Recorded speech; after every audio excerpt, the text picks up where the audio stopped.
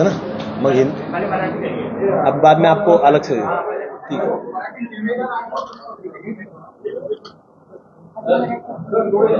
ते नंतर ते म्हणले आम्ही विचारतो सेपरेट हिंदीमध्ये आपल्या मला नाही काही नाही त्याला गडबड नको जे आपल्याला घरी घटना ती सांगायची फार काळजी करायचं कारण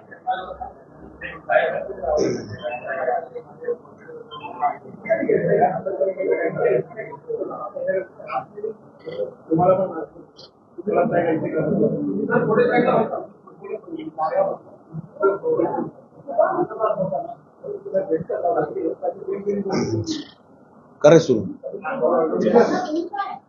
प्रथमतः मी आपल्या सर्व पत्रकार बंधू आणि भगिनींचं मी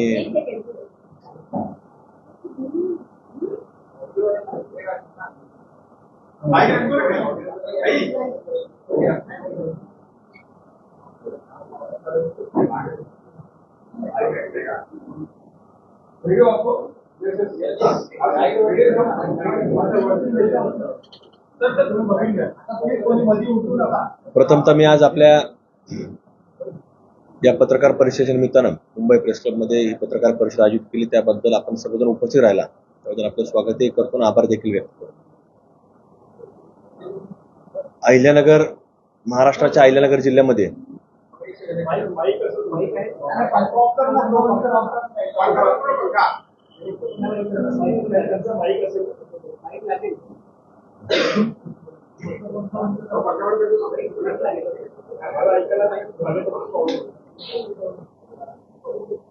तोच माईक आहे चालू आहे का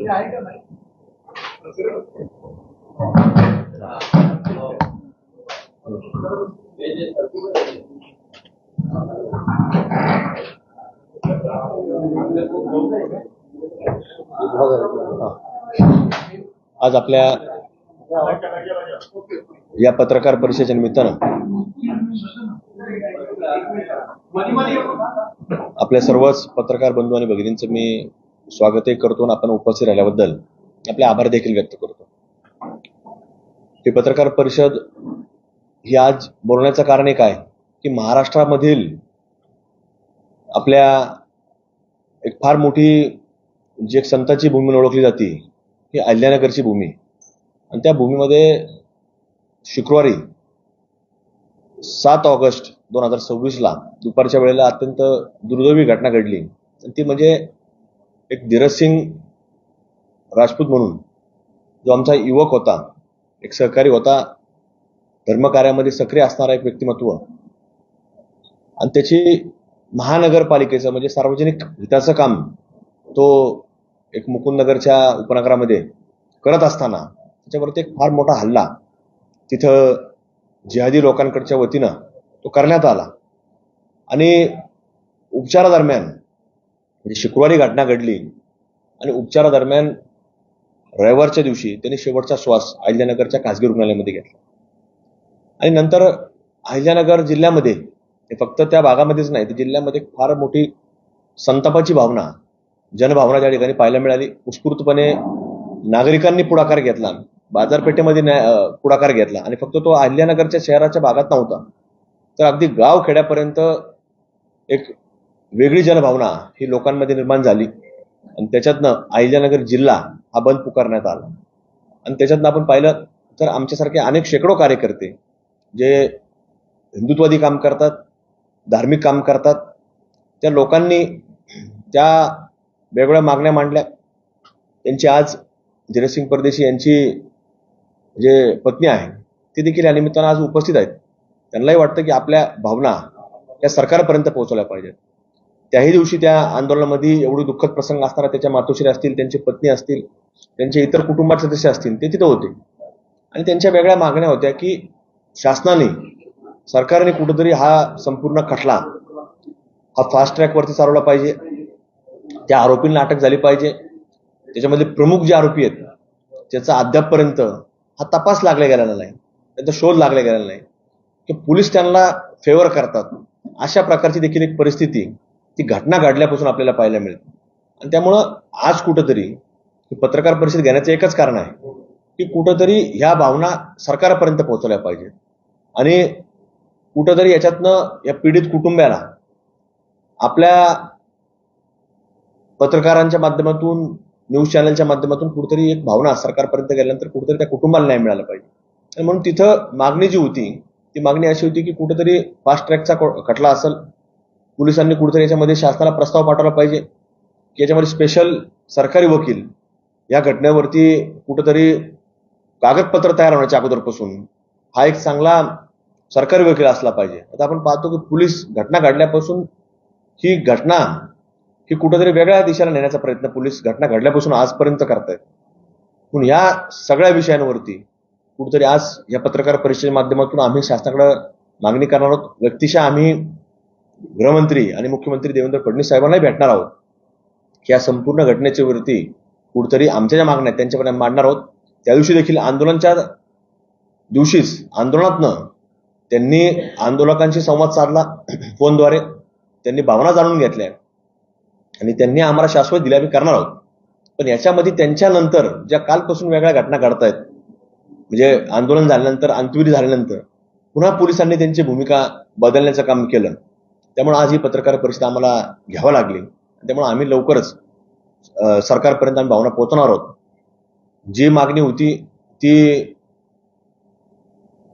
जे त्यांची अनधिकृत घरं आहेत त्याला शासनाने नोटीस लावली, तिथल्या स्थानिक प्रशासन त्याच्यामध्ये पुढे गेलं, पण ताबडतोब त्या लोकांनी त्याला हायकोर्टात स्टे मिळवला. म्हणजे याच्या मागे आम्ही जे पहिल्यापासून सांगतो की याचं काम करणारे मास्टर माइंड जे लोक आहेत हे कुठेतरी वेगळे आहेत आणि ते पोलीस जाणीवपूर्वक कुठेतरी त्यांच्यापासून कानाडोळा करतील किंवा दुर्लक्ष करतील.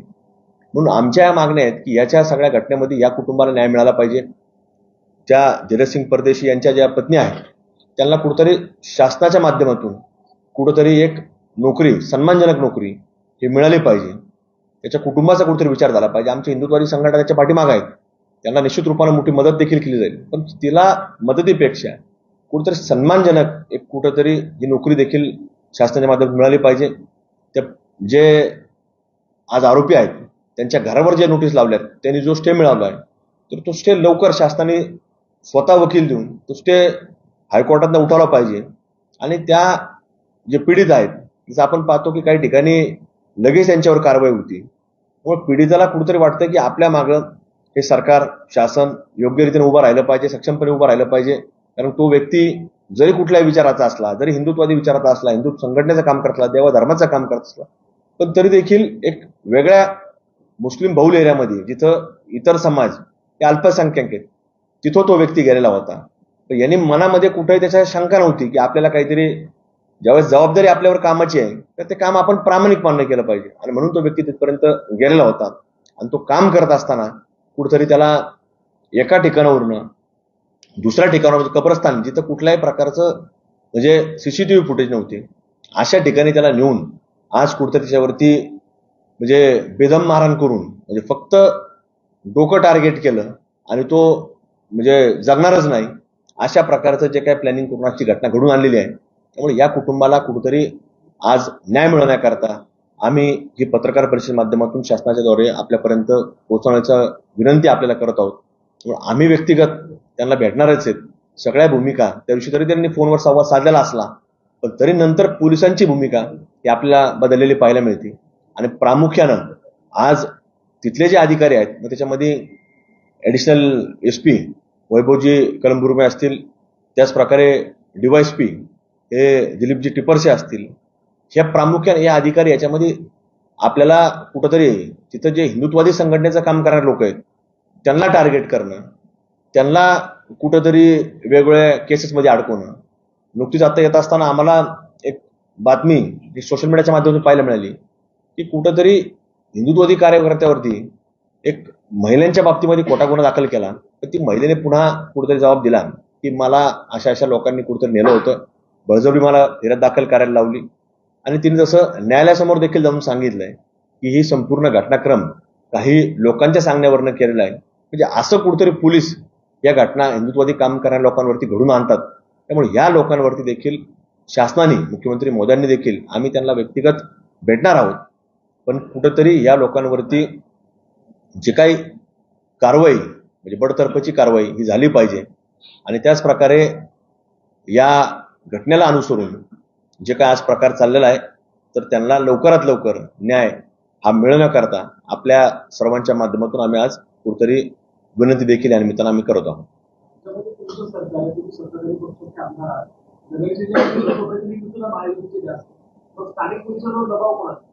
नाही, आपण जर पाहिलं तर याच्यामध्ये पोलिसांना दबावापेक्षा ते व्यक्तिगत कुठेतरी वेगळ्या प्रकारची भूमिका बजावत असताना आपल्याला पाहायला मिळतात. आणि त्यामुळं कुठंतरी कुठलीही घटना घडली तर त्याला फेवरेबल एक साईडला करण्याचा प्रयत्न हे प्रशासन त्या ठिकाणी करत असताना आम्हाला वारंवार जाणवतो. प्रभाव म्हणण्यापेक्षा ही त्यांची व्यक्तिगतच भूमिका कुठेतरी असणं असं आम्हाला जाणवतं. त्यामुळे आम्ही मुख्यमंत्री महोदयांना देखील ही बाब निदर्शनास आणून देणार आहे.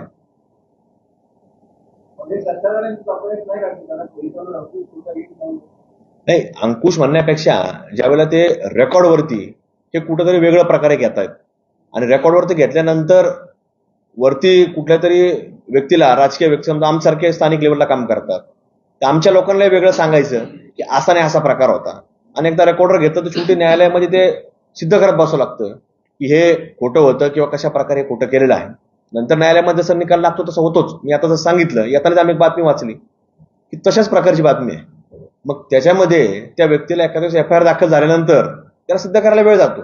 पण पुन्हा त्या महिन्यात दुसऱ्या दिवशी 2 दिवसामध्ये त्या महिलेने जबाब दिला न्यायालयासमोर जाऊन की ही घटना अत्यंत चुकीची आहे, खोटी आहे आणि मला कोणीतरी करायला लावलेली होती, असं देखील त्या महिलेने सांगितलं. पण तिने त्याच्यामध्ये पोलिसांचा देखील सहभाग आहे असा उल्लेख त्या महिलेने देखील केल्याची माहिती ही आमच्यापर्यंत येताना मागाशी इथे येत असताना पत्रकार परिषद येत असताना आम्हाला कळवली.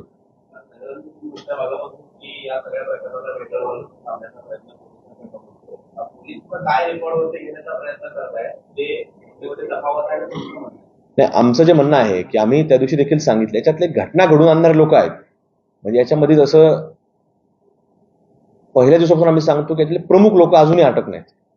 म्हणजे ज्यांनी घटना घडण्याच्या अगोदरपासून, कारण तो मुलगा जो तिथं गेलेला होता तो 1:30च्या सुमारास गेलेला होता, म्हणजे 1:15 ते 1:30च्या सुमारास, आणि घटना अंदाजे 4च्या नंतर घडलेली आहे असं पोलिसांनी देखील सांगितलेलं आहे. मग ह्या जवळपास 3-3.5 तासामध्ये काय काय असं घडलेलं आहे हे अजून पोलिसांनी समोर घेतलेलं नाही. कारण तिथले स्थानिक लोक जे आहेत ते सांगतात की अशा प्रकारे झालेलं आहे, तशा प्रकारे झालेलं आहे. आणि हे लोकांनी, पोलिसांनी फक्त जे घटना घडून आणणारे लोक आहेत हेच त्याच्यामध्ये फक्त आरोपी केलेले आहेत. पण घटना घडण्याच्या अगोदरचा प्रकार आणि घटना घडण्याच्या नंतरचा प्रकार हा अजूनही त्याच्यामध्ये पोलिसांनी तपास केलेला नाही. पहिल्या दिवसापासून ते सांगतात नाही एवढेच लोक होते, एवढेच लोक होते, आणि मग कुठंतरी इतर त्यांच्या कुटुंबातले काही सदस्य आरोपी केल्याचं आम्हाला माहिती ती समोर आलेली आहे.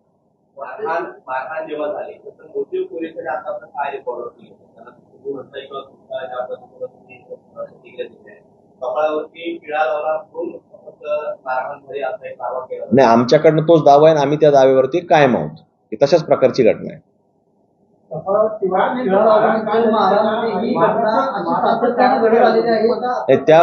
त्या परिसरामध्ये, कारण कामगार युनियन, आम्ही नाही बोलत, तिथली जी कामगार युनियन आहे महानगरपालिकेची, त्या कामगार युनियनच्या प्रतिनिधी यांनी ज्या वेळेला घटना घडली शुक्रवारच्या दिवशी 7 तारखेला, तर त्यांनी ताबडतोब बंद पुकारलं. म्हणजे कामगार युनियनने बंद पुकारलं आणि बंद पुकारल्यानंतर मग रविवारी ज्यावेळेस त्या आमच्या धीरज परदेशींनी जेव्हा शेवटचा श्वास घेतला तर त्यानंतर देखील त्यांनी बेमुदत संप पुकारला होता.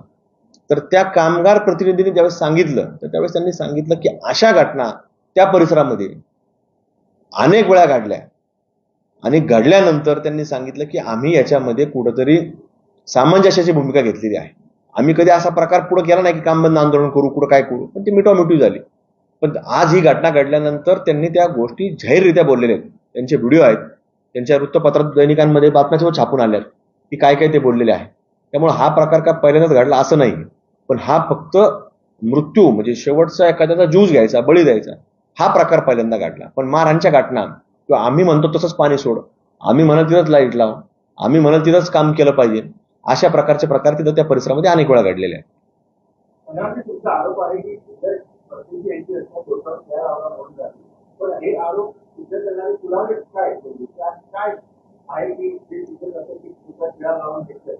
पुरावे हे पोलिसांनी शोधणं गरजेचं आहे, पण पोलीस त्या दिशेने जात नाहीयेत. म्हणून आमचं जे आक्षेप आहे तो पोलिसांवरती आहे की पोलिसांनी याच्यामध्ये भूमिका त्यांनी योग्यरित्या तपास केला पाहिजे, प्रमुख आरोपी अटक केले पाहिजेत. आणि त्यामुळं आमचं जे म्हणणं आहे की पोलीस जर डायव्हर्ट करतायत, तो आमचं पहिल्या दिवसापासून घटना घडल्यापासून आमचं ते प्रशासनाला सांगणं. संशयाला तिथं सांगतायत ना, जे त्याच्याबरोबर होते ते तिथं त्यांच्याशी बोललेले आहेत, इतर त्यांच्याकडे पुरावे आहेत, इतर लोक आहेत, पण ते रेकॉर्डच घ्यायला तयार नाहीत पोलीस. स्थानिक पोलीस या प्रकरणामध्ये तपास करत आहेत, तर बाहेरच्या अधिकाऱ्यांनी नाही, शासनाकडे आमची मागणी की योग्य तो तपास झाला पाहिजे. शेवटी शासनाने ठरवा कुठली एजन्सी द्यायची, कुठला अधिकारी द्यायचा. जसं आपण पाहतो वेगवेगळ्या घटनाक्रमामध्ये वेगवेगळे अधिकारी बाहेर जिल्ह्यातले नेमतात, तर ते शासनाने ते करावं. पण ह्या यंत्रणेवरती ते जाणीवपूर्वक ह्या विषयाला मग कुठंतरी टर्न करण्याकरता मग स्थानिक जे काही हिंदुत्ववादी संघटनेचे लोक काम करणार असतात त्यांना खोट्यापुढे अडकवतात, त्यांना काही ते नोटीस देतात, तुम्ही इकडे यायचं नाही, सोशल मीडियावर तुम्ही अशी पोस्ट टाकायची नाही, आणि त्यांना टार्गेट करून याच्यात बाजूला केलं जातं. हा प्रकार करून ज्याला आपण म्हणतो मराठीमध्ये की दाबादाबी करायची, तर तसा प्रकार याच्यामध्ये प्रशासन तिथं करत असताना पाहायला मिळतो. हो हो, ह्या घटनेच्या बाबतीमध्ये अजिबात कुठेतरी पोलिसांचा आमचं म्हणजे याच्यामध्ये आमचा विश्वास राहिला नाही. या घटनेच्या बाबतीमध्ये आमचं म्हणणं आहे की जे सरकारला पोलीस अधीक्षक असतील, आयजी साहेब असतील, महाराष्ट्रातले काही प्रमुख त्यांना वाटेल त्यांनी ते नेमावेत. पण इथल्या ह्या बाबतीमध्ये असं वाटत नाही की आम्हाला याच्यामध्ये योग्य तपास योग्य दिशेने जाईल.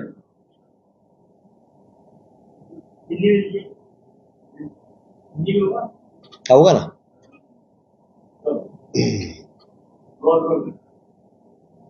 महाराष्ट्र के अहिल्यानगर जिले में जो कुछ हादसा 7 अगस्त 2026 में हुआ है, वो धीरज सिंह परदेशी जो महानगर पालिका का काम वहाँ पे अहिल्यानगर शहर में जो मुकुंद नगर एरिया है वहाँ पे जो कर रहे थे, उनके ऊपर जानलेवा हमला वहाँ पे कुछ जिहादी लोगों ने किया, और उनमें वो हादसा होने के बाद उनको धीरज सिंह परदेशी इनको वहाँ के खासगी हॉस्पिटल में एडमिट किया गया, और उसके बाद रविवार के दिन दोपहर में उनका वहाँ पे मतलब मृत्यु हुआ है. डॉक्टर लोगों ने बहुत कोशिश की, अनेक कार्यकर्ता वहाँ पे मौजूद थे, उन्होंने भी बहुत भगवान के दरवाजे पे प्रार्थना देखी की, पर उसमें हम जैसे कार्यकर्ताओं को उसमें यश आया नहीं. और उसके बाद जब ये घटना हादसा रविवार के दिन हुआ, उसके बाद सोमवार के दिन बड़ा रास्ता रोको हुआ, आंदोलन हुआ, और उसके बाद राज्य के मुख्यमंत्री देवेंद्र जी फडणवीस साहब इन्होंने देखिल मोर्चे को संबोधित किया, आश्वासित किया कि इस घटना के ऊपर कड़ी से कड़ी कार्रवाई की जाएगी, जो लोग हैं उनको छोड़ा नहीं जाएगा, और रास्ता रोको आंदोलन आप बंद कीजिए. ऐसा उन्होंने भरी हर पूरे रास्ता रोको में भरी सभा में उन्होंने फोन के ऊपर सब आंदोलकों से विनती की, और उसके बाद वो आंदोलन खत्म हुआ. पर जिस दिन तक आंदोलन चल रहा था उस दिन तक पुलिस एक जो उनकी पत्नी है धीरज सिंह परदेशी, इनके बारे में सहमत थी, घटना ऊपर सहमत थी कि ऐसा ऐसा हुआ है वैसा हुआ है. पर जिस दिन के बाद आंदोलन खत्म हुआ, उनका अंत्यविधि हुआ है, तो उसके बाद से दूसरे दिन के बाद से उनकी भूमिका ये पुलिस प्रशासन की चेंज हुई. उसके बाद वो पूरा जो घटनाक्रम है उसको डाइवर्ट कर रही है. वहां के जो स्थानिक प्रशासन है वो हमारे हिंदुत्ववादी जो कार्यकर्ता है उनको टारगेट कर रही है.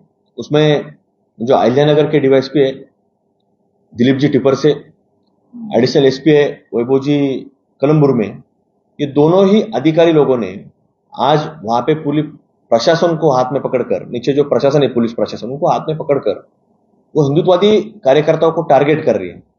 और उनका मोटिव एक ही है कि ये टारगेट करके हिंदुत्ववादी संगठन यहाँ पे आगे आना नहीं चाहिए, उनके ऊपर कोई केसेस दाखिल करके, छोटी मोटी केसेस दाखिल करके उनको कुछ उनके ऊपर कार्रवाई करनी है. ऐसा जो वहां पे प्रशासन कर रहा है, तो हम ये पूरी बात ये राज्य के मुख्यमंत्री देवेंद्र फडणवीस साहब इनको जल्द से जल्द मिलकर हमें पूरी बात उनके सामने रखेंगे, और उनको मांग करेंगे कि ये ऐसे अधिकारी ये शासन की सेवा में से बरतरफ किए जाए, उनके ऊपर कार्रवाई की जाए, और जो कुछ केस रहेगी उसको अच्छी तरीके से इन्वेस्टिगेशन किया जाए.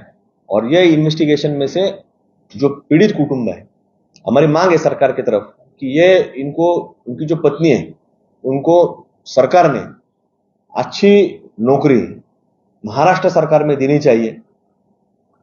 उनके कुटुंब के पीछे, उनकी फैमिली के पीछे पूरे हिंदुत्ववादी संगठन है, उनको मदद सब हो रही है और कल आगे चलकर भी उनको पूरी मदद मिलेगी। पर उसके बावजूद सरकार की तरफ से उनको कोई अच्छी सम्मानजनक कोई नौकरी सरकार ने देनी चाहिए, ऐसी मांग भी हम सीएम साहब से करने वाले हैं।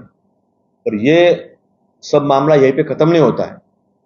जो अधिकारी वहां पे जो केस हुई है, तो निश्चित रूप से देखा जाए तो उसमें जो आज भी जो मुख्य आरोपी है, वो आज भी उन्होंने घटनाक्रम होने से पहले जिनका इन्वॉल्वमेंट है और घटनाक्रम होने के बाद जिनका इन्वॉल्वमेंट है, वो आज भी पुलिस ने उनको साइड ट्रैक किया है। और वहां पे जो स्थानिक प्रशासन है, पुलिस प्रशासन है, उनके ऊपर मेरा नहीं बल्कि पूरे अहिल्यानगर वासियों का एक विश्वास उड़ गया है। और इनका कोई तो भी मतलब इसमें पीछे है कि जो प्रमुख आरोपी इनको बचाने की कोशिश कोई कर रहा है। तो हमारी शासन से दरख्वास्त है, प्रशासन से दरख्वास्त है कि इनके ऊपर कड़ी से कड़ी कार्रवाई सरकार ने करनी चाहिए और कोई बड़ा अधिकारी जो रहेगा उसके पास एक पूरी केस की इन्वेस्टिगेशन देनी चाहिए। बल्कि आज पुलिस, वहां पे जो स्थानिक पुलिस है, वो हमारे जो कार्यकर्ता है, हिंदुत्ववादी कार्यकर्ता है, उनको टारगेट करके उनको कहीं तो भी अड़काने की कोशिश कर रहे हैं। यहाँ पे आते वक्त भी जैसे मैंने कहा है, यहाँ पे जब आ रहे थे हम, तो हमने न्यूज देखी है कि उसमें कई झूठे केसेस दाखिल कर रहे हैं। वो महिला ने बाद में स्टेटमेंट दिया कि इसमें मेरा कोई संबंध नहीं था। ऐसा जो चल रहा है, तो उसके ऊपर भी कोई तो भी पुलिस इन्वॉल्वमेंट उसमें दिख के आ रही है। तो निश्चित रूप से ये सब घटनाक्रम इधर तो भी सामने आना चाहिए और ऐसे अधिकारी लोगों पर आज कड़ी से कड़ी कार्रवाई सरकार ने करनी चाहिए। संग्राम जी, आप कह रहे हैं कि मुंबई में आप लोग प्रेस कॉन्फ्रेंस ले रहे हैं, आपकी सरकार है महाराष्ट्र में, वहाँ इसी बीच आप लोग रिसीविंग एंड पर हैं, मतलब आप बता रहे हैं कि वहाँ पर आपके कार्यकर्ताओं को टारगेट किया जा रहा है। तो ये डर का भाव कहाँ से पैदा हो रहा है? यानी आपकी सरकार में क्या